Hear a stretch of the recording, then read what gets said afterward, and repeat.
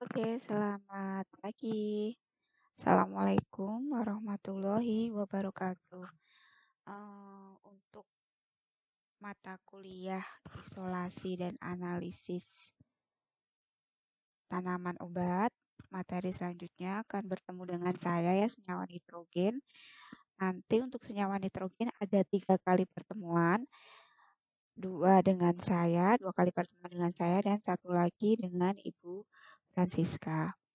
Oke, semoga dengan video ini akan dapat memperjelas atau nanti Anda bisa memahami terkait senyawa nitrogen. Kita mulai saja ya.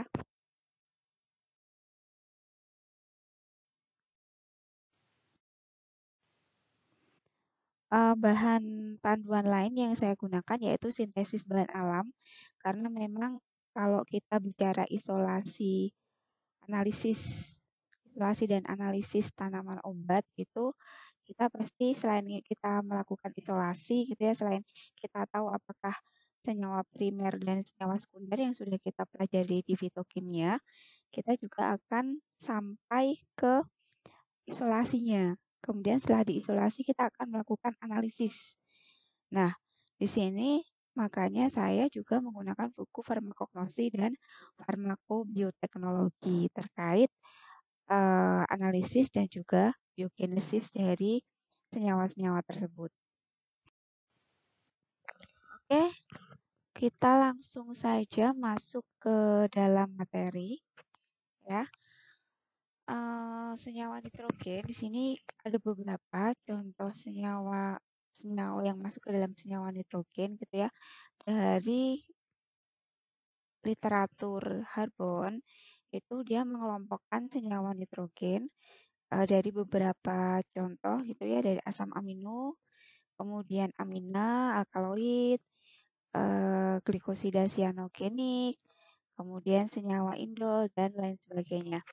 Nah, yang dapat Anda baca di slide ini ya, saya akan review sedikit. Mungkin untuk asam amino, amina, dan alkaloid kita sudah mendapatkannya, tapi di kuliah atau praktikum yang kuliah atau mata kuliah yang lain gitu ya, yang tentu akan berbeda dengan IATO. Gitu. Kalau IATO nanti kita akan membahas terkait strukturnya, kemudian biogenesisnya, analisisnya, dan juga isolasinya. Oke, untuk asam amino, kita ingat dulu strukturnya. Ada yang masih ingat struktur asam amino? Jadi kalau asam amino itu eh, suatu karbon yang terikat pada apa? Amina ya atau NH2, kemudian atom hidrogen, kemudian dia juga terikat pada COH atau karboksilat dan juga gugus alkil atau R. Nah, itu adalah struktur dasar dari asam amino. Di mana kalau kita lihat asam amino itu bisa kita bedakan ya, banyak kurang lebih 20 jenis asam amino, di mana amino pembentuk protein ini memiliki karboksilat bebas ya yang tadi ada di strukturnya, kemudian gugus amina bebas dan tidak tersubstitusi, terikat pada alfa karbon atau alfa asam aminonya. Kemudian kalau untuk asam amino lagi yang perlu direview adalah ada asam amino, ada peptida, ada protein gitu ya. Kalau peptida itu asam aminonya kurang dari 50. Kalau protein itu asam amino rantai panjang di mana bisa sampai 100 sampai 10.000. Bahan lagi, ada yang masih ingat asam amino esensial dan non esensial? Kalau asam amino esensial itu biasanya dari makanan sehari-hari yang dia tidak disintesis dalam tubuh. Tapi kalau non esensial, selain dari makanan juga bisa disintesis oleh tubuh. Nah, untuk secara garis besar yang ada pada literatur Harbon, Harbon di situ mengelompokkan asam amino secara garis besar menjadi asam amino protein dan non protein. Nah, untuk asam amino protein dan non protein itu sudah detail sekali dibahas di mata kuliah biokimia. Silahkan dibuka lagi. Kalau untuk asam amino non protein memang untuk pengobatan itu jarang diaplikasikan. Oke, kemudian kita ke amina. Apa itu amina? Ada yang masih ingat?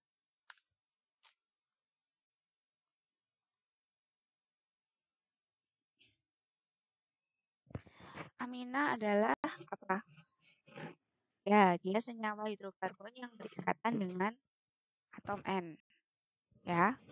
Atau ada yang mendefinisikan bahwa amina itu merupakan senyawa organik turunan amonia, ya, amonia dengan rumus NH3 di mana atom hidrogennya diganti dengan gugus alkil atau gugus aril. Nah, itu adalah amina di mana kalau Anda ingat kembali, amina kita bagi atau kita definisikan secara garis besar menjadi amina primer, amina sekunder, dan amina tersier. Perbedaan amina ini dilihat berdasarkan karbon yang berikatan dengan aminanya, ya. Contoh, review sebentar kalau untuk primer itu RNH2 gitu ya. Jadi satu gugus alkil. Kalau untuk sekunder R3NH 3 gugus alkil, kalau tersier NR4 4 gugus alkil. Perbedaan pada berikatan dengan dasar karbonnya yang berikatan dengan aminanya. Untuk glikosida cyanogenik ini juga sudah dibahas di fitokimia. Fungsinya apa kalau glikosida cyanogenik? Itu pertahanan diri ya. Kalau untuk tanaman itu untuk proteksi dari tanamannya itu sendiri. Untuk struktur dasarnya glikosida cyanogenis kalau masih ada yang ingat itu suatu hidrokarbon yang terikat pada gula, kemudian ada CN atau cyanidanya, gitu ya, di mana di sini terjadi proses cyanogenesis pada tanaman. Glikosida cyanogen ini dapat terhidrolisis secara enzimatis menghasilkan asam cyanida, HCN, atau kita bisa menyebutnya sebagai asam rusat, di mana asam cyanida ini bersifat racun atau beracun. Kalau kita contohkan pada tanaman yang ada di sekitar kita, itu asam cyanida itu ada pada singkong dan juga rebung, gitu ya. Kemudian kita lanjutkan senyawa indol. Senyawa indol biasanya karena dia hanya mengandung cincin indol, namanya senyawa indol ya. Dengan rumus dasar itu C8H7N. Coba dibuka lagi nanti untuk farmakognosinya. Untuk senyawa indol ini dia golongan ada yang termasuk golongan alkaloid gitu ya. Nah, di sini untuk aplikasi pengobatan masih jarang. Kalau untuk purin, pirimidin, sitokinin itu sudah ada di makul biokimia. Tapi untuk purin sendiri, perbedaannya dengan pirimidin itu adalah banyaknya nitrogen yang terikat dan cincin karbon yang ada di situ. Untuk purin bagaimana? Dia terikat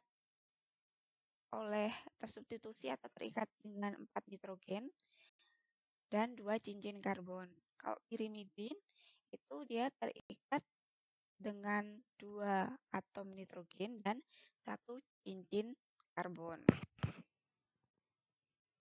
Klorofil nanti akan ada pembahasan sendiri ya terkait klorofil. Klorofil itu kompleks ya strukturnya, di mana dia ada gugus hidrogen, nitrogen, dan juga oksigennya di sana. Oke, kita lanjutkan dulu. Oke, kita ke amina. Amina tadi sudah dijelaskan, dia merupakan senyawa hidrokarbon yang berikatan dengan atom nitrogen. Atau bisa dikatakan juga merupakan senyawa organik turunan amonia, di mana atom hidrogen diganti oleh gugus alkil atau arilnya. Bisa diganti gugus alkil atau arilnya. Pada atom amina itu pada atom nitrogennya terdapat satu pasangan elektron bebas. Makanya kalau amina ini dia memiliki sifat basa. Nah, beberapa mekanisme yang bisa terjadi pada amina itu adalah yang pertama dikarboksilasi asam amino. Coba dilihat di sini, apa itu dekarboksilasi asam amino?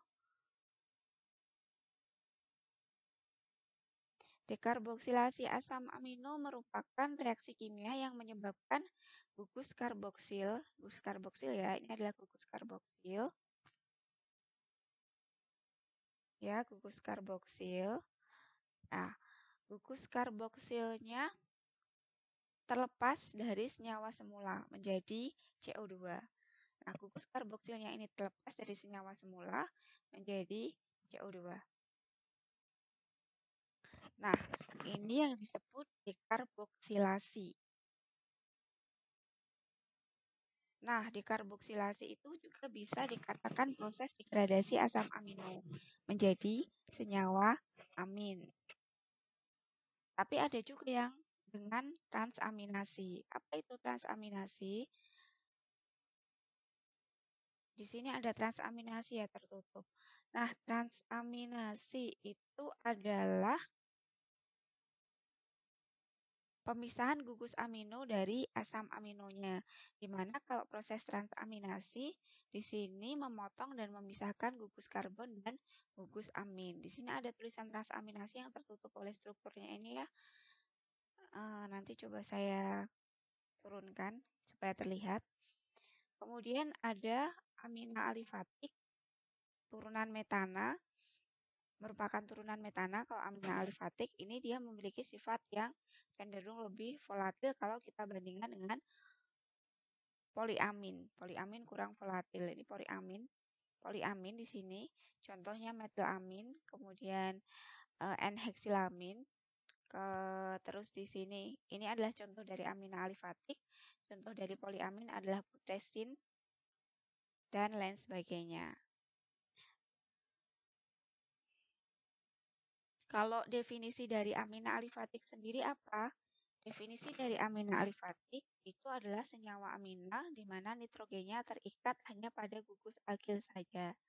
Bedanya dengan poliamin, kalau poliamin dia terdiri dari 2 gugus amino atau bisa juga lebih. Ya, proses pada amina. Kita masuk ke amina aromatis. Yang namanya aromatis itu bisa kita sebut sebagai aril amina atau turunan dari benzen. Nah, biasanya kalau amina aromatis ini kurang basa dibanding dengan alkil amina. Beberapa contoh yang ada di sini adalah norepinefrin, ya, norepinefrin, noradrenalin atau norepinefrin. Ini nama lainnya noradrenalin adalah norepinefrin. Dia merupakan kelompok katekolamin yang memiliki fungsi sebagai hormon neurotransmitter. Kemudian ada juga di sini adalah urderin ya. Ini adalah urderin. Ini aromatis ya karena turunan dari benzen. Nah, urderin ini memiliki fungsi meningkatkan fungsi kognitif sehingga dia juga meningkatkan mood gitu ya, meningkatkan mood menjadi lebih baik. Serotonin memiliki fungsi sama. Serotonin ini fungsinya hampir sama dengan urderin, yaitu dia meningkatkan mood juga. Jadi meningkatkan mood dan juga dia merupakan hormon ya. Kemudian ada satu golongan meskalin. Ini meskalin, ada yang memasukkan meskalin ini menjadi golongan alkaloid, ada juga yang memasukkannya ke dalam amina aromatis. Oke, contoh yang lain bisa dilihat sendiri. Untuk analisis amina atau amina ini bisa kita lakukan secara kualitatif. Salah satunya dengan kromatografi kertas. Prinsip dari kromatografi kertas itu adalah adanya fase gerak dan juga fase diam ya, yang mana terjadi suatu proses adsorpsi dan juga partisi gitu ya.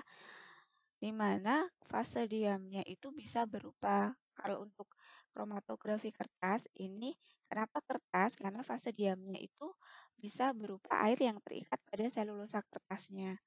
Karena terlepas dari itu, amina itu atau asam amino di sini memiliki kelarutan yang baik di dalam air. Nah, fase geraknya itu adalah pelarut organik. Di sini kita bisa lihat fase geraknya. Di sini adalah N-butanol, asam asetat, dan juga air, ya, fase geraknya. Kemudian kita bisa melakukan deteksi untuk kalau amina kan ada 3 golongan tadi, ada amina primer, sekunder, tersier. Kita bisa identifikasi perbedaan dari ketiga amina ini dengan reaksi penegasan atau reaksi warna. Kalau amin primer itu dengan ninhidrin, itu dia akan memberikan warna violet sampai merah. Kalau amin sekunder, itu dengan ninhidrin bisa, tetapi identifikasinya kadang bisa muncul atau bisa tidak muncul warnanya, karena memang lemah. Beda dengan nitrofusid ya, dia akan memberikan warna biru. Kalau amin tersier Dragendorf dia akan memberikan warna kuning. Oke. Kemudian untuk reaksi identifikasi asam amino salah satunya dengan ninhidrin nih ya. Ninhidrin itu fungsinya untuk determinasi asam amino dalam jumlah kuantitasnya biasanya itu kecil. Itu ya memang digunakan untuk identifikasi asam amino yang dia akan memberikan warna violet dan red dan dia akan melihat golongan dalam amina ini adalah masuk ke dalam amin primer.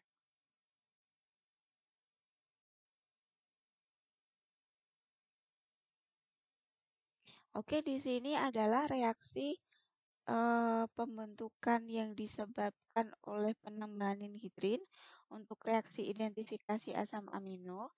Jadi di sini bisa ditambahkan pemanasan dengan asam amino. Jadi asam aminonya dihangatkan gitu ya, ditambah ninhidrin dia akan cenderung memberikan warna ungu. Jadi melalui proses dekomposisi di sini, jadi dekomposisi, kemudian dia juga akan melalui proses tautomerasi. Nah, kalau sudah melalui proses tautomerasi dengan di sini ada ini ya perubahan formasi basa atau dekomposisi basa, kemudian akan terbentuk konjugasi warna yang ditimbulkan oleh penambahan ninhidrin tadi, dia akan membentuk warna ungu.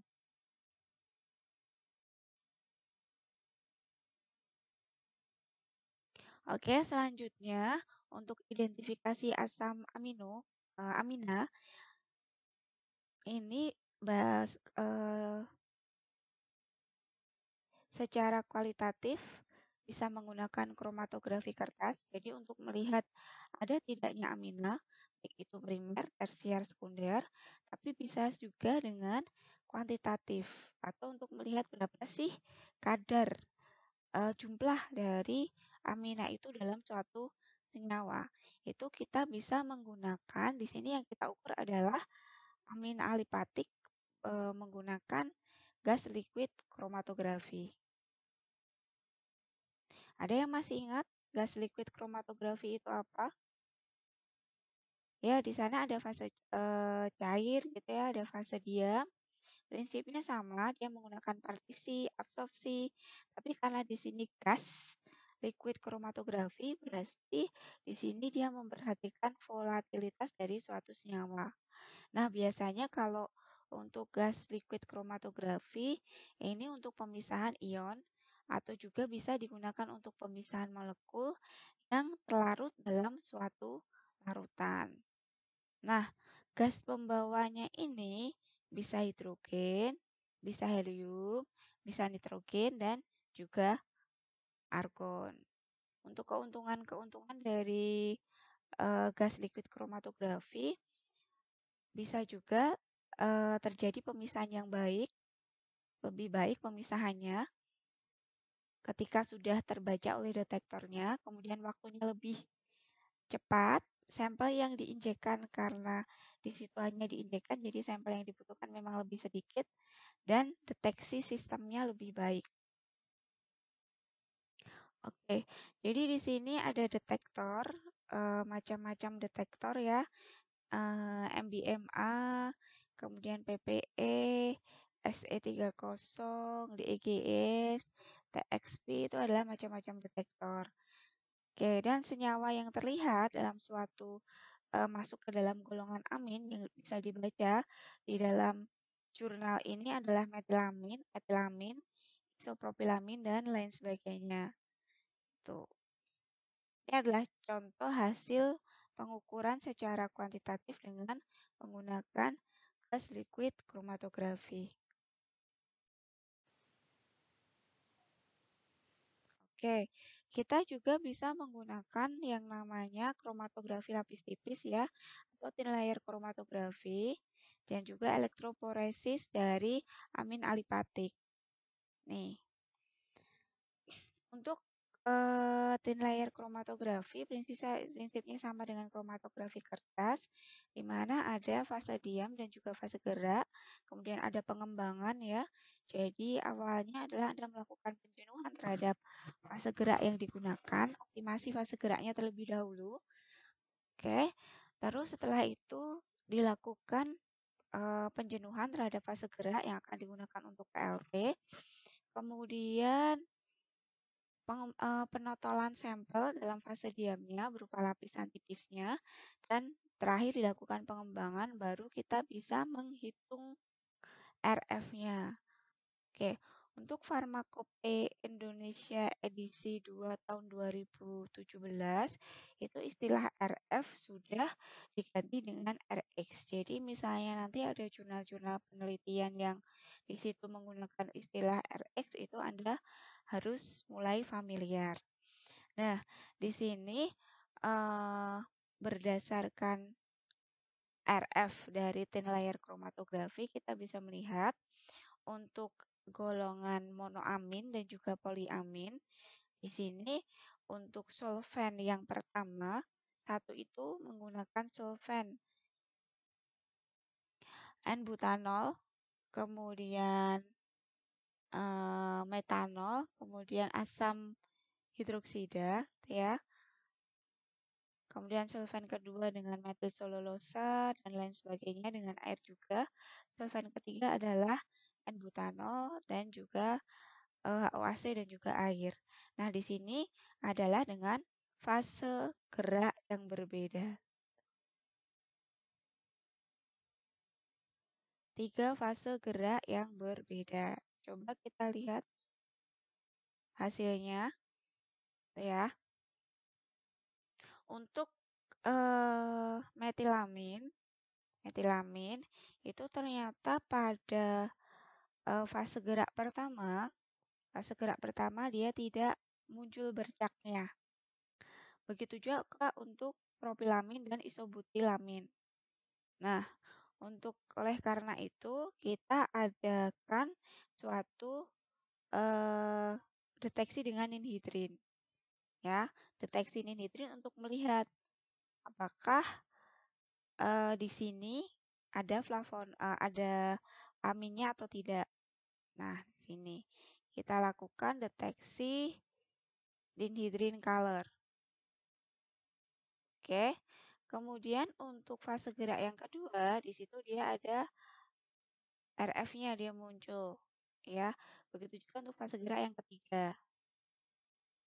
Nah, untuk yang amilamin dan etanolamin, di sini juga dia bercaknya keluar baik dengan fase gerak 1, 2, dan 3.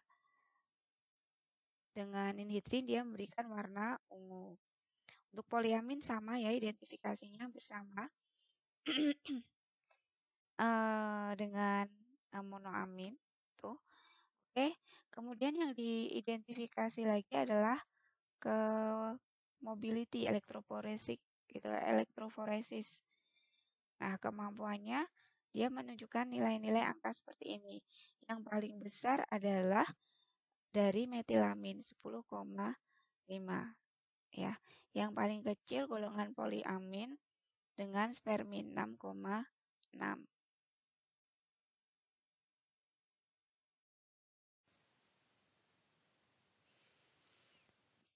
Oke, kita ke amin aromatis. Amin aromatis di sini dia juga menggunakan identifikasinya kromatografi kertas ya, dengan fase diamnya kertas gitu ya, plat kertas, kromatografi kertas gitu ya, kertas selulosa. Kemudian dengan fase geraknya butanol, asam asetat dan juga air. Ada berbagai macam fase gerak yang digunakan, yaitu ada 4 di sini, 1, 2, ada baca sendiri ya, 3, 4. Nah, di sini deteksinya yang berbeda. Ada deteksi Ehrlich, ada deteksi ninhidrin, ada deteksi amin fenolik. Di mana masing-masing deteksi di situ akan melihat ada tidaknya suatu senyawa yang berbeda. Untuk Early sendiri itu dia digunakan untuk deteksi asam amino golongan triptofan. Di mana reaksi Ehrlich akan bereaksi dengan gugus indol membentuk kompleks ya. Biasanya warnanya pink, merah, ungu, dan biru. Isinya apa? Isinya itu di MBA ya, dimetil amino benzoat ya. Biasanya kalau di praktikum gitu ya dalam suatu penelitian dimetil amino benzaldehyde ini dia dilarutkan dalam 50 mili etanol. Jadi gram per persen etanolnya dan 50 mili asam klorida. Untuk prinsip dari metode Ehrlich itu nanti dia membentuk kompleks ya, yang tadi sudah dijelaskan bereaksi dengan gugus indol. Kemudian untuk ninhidrin tadi sudah dijelaskan di awal, tapi tidak semua bisa dengan reaksi ninhidrin atau reagen ninhidrin. Kemudian untuk amin fenolik, contohnya itu adalah reagen fenolik, contohnya adalah folin Ciokalteu, reagen folin Ciokalteu, di mana prinsip metode folin ini dia bereaksi menimbulkan reaksi oksidasi dan reduksi kolorimetrik untuk mengukur semua senyawa fenolik dalam suatu sampel. Jadi misal isi dari folin ini apa? Asam fosfomolibdat dan juga asam heteropolifosfofungstat. Nah, ini kalau nanti buat reagen di laboratorium.